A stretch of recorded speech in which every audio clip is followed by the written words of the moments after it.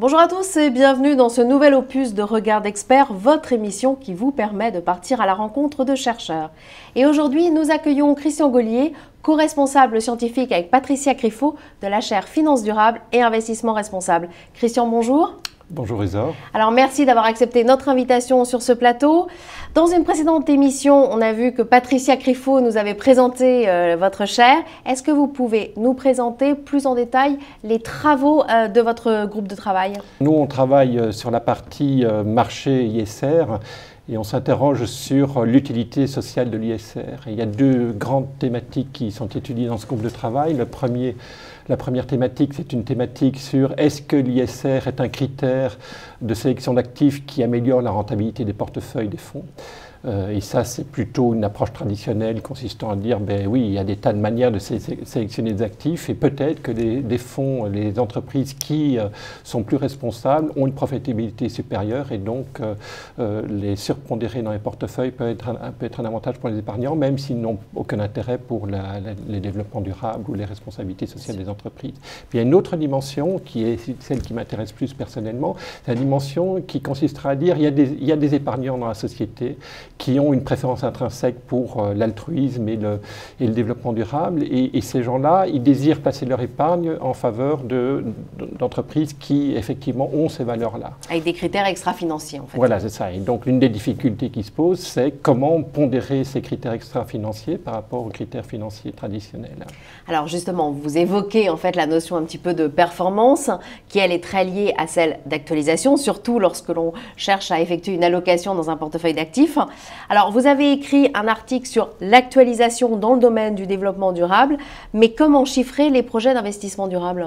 On a trop souvent tendance à penser que l'ISR, c'est par rapport à l'analyse traditionnelle financière, c'est un petit peu le doigt mouillé, une entreprise est plus verte et donc il faut investir dedans parce qu'elle est plus responsable. Non, je pense qu'il est très important pour développer l'ISR d'avoir des critères qui sont quantitatifs. Et par exemple, quand une entreprise réduit ses émissions de CO2 en investissant dans de nouvelles technologies, il faut pondérer le coût et le bénéfice. Le bénéfice, c'est quoi? Dans ce cas-là, c'est en émettant moins de CO2, je vais générer moins de dommages pour les générations futures et je dois intégrer cette dimension-là aussi en la quantifiant. Alors ça veut dire qu'on peut et même qu'on doit appliquer un taux d'actualisation à ces projets alors? Et une des critiques qu'on fait trop souvent au marché, et sans doute avec raison, c'est que les marchés sont trop court-termistes. Et il est probable que les épargnants qui sont altruistes et qui ont une perspective de long terme, eux, ils désirent que les entreprises valorisent plus les projets qui ont des bénéfices de long terme. Et donc, il y a une problématique centrale qui est le taux d'actualisation et est-ce qu'il ne faudrait pas réduire ce taux d'actualisation par rapport à ce qui est fait traditionnellement? D'accord, mais de toute façon, le taux d'actualisation, il dépend de la durée d'un projet, donc ce n'est pas le même en fait pour tous les projets. Mais tout de même, concrètement, quelle est la moyenne du taux d'actualisation pour les projets d'investissement durable? Le taux d'actualisation qu'il faudrait utiliser est fonction de deux choses cruciales, l'horizon temporel et le risque du projet. Et ce qu'on recommande, c'est évidemment traditionnellement plus les projets risqués, plus le taux d'actualisation, donc le taux minimum de rendement moyen qu'il faut exiger pour investir dans le projet doit être élevé pour compenser les investisseurs qui prennent le risque derrière. Mais il faut aussi tenir compte de l'horizon temporel et il faut sans doute reconnaître qu'on doit accepter dans la société des rentabilités plus faibles, donc des taux d'actualisation plus faibles pour les projets qui ont des bénéfices de très long terme. Et les projets ISR sont en général très longs. Alors concrètement, en moyenne, un chiffre, ça donne voilà. quoi? Je publie un bouquin qui va sortir chez Princeton University Press dans quelques mois. Et donc j'ai pas mal travaillé, j'ai pas mal publié dans le sujet. Et avec quelques co-auteurs, notamment de Harvard, Marty Weitzman, on recommande un taux d'actualisation qui peut être effectivement relativement élevé à court terme, de l'ordre de ce qu'on observe sur un marché avec des rentabilités, des exigences de rendement autour de 4-5%. Mais pour des horizons beaucoup plus longs, on recommande des taux d'actualisation qui tombent à 1,5-2%.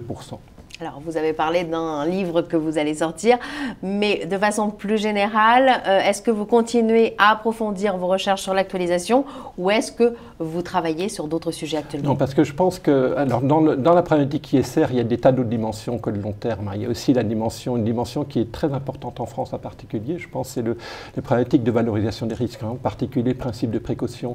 plein d'innovations qui sont typiquement vertes sont aussi des innovations où il y a plein d'incertitudes scientifiques.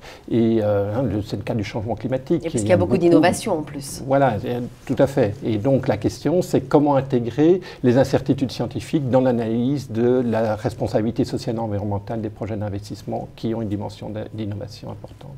Est-ce que vous ne travaillez pas aussi sur le coût du capital? Il me semble que c'est une thématique aussi que vous tenez à cœur. Donc effectivement, moi ce que j'essaie d'expliquer à mes amis investisseurs, c'est que la raison d'être de l'ISR, c'est d'aider les entreprises qui sont les plus vertueuses à avoir un coût du capital plus faible. Et donc à avoir un avantage compétitif dans un monde où finalement l'État a une politique environnementale qui est de moins en moins lisible et de moins en moins percutante. Et donc là, il y a la possibilité d'avoir un rôle social des marchés. Alors ça paraît un peu surprenant à dire aujourd'hui, mais je pense que l'ISR a un rôle social à jouer pour promouvoir les entreprises les plus vertueuses dans un monde où l'État a perdu un petit peu cette volonté d'être proactif dans l'environnement et le social. Christian, merci. Merci Isor. Quant à vous, eh bien, je vous remercie de nous avoir suivis et je vous rappelle que toutes les émissions Regard d'Expert sont disponibles sur le site finexchange.org. À très bientôt.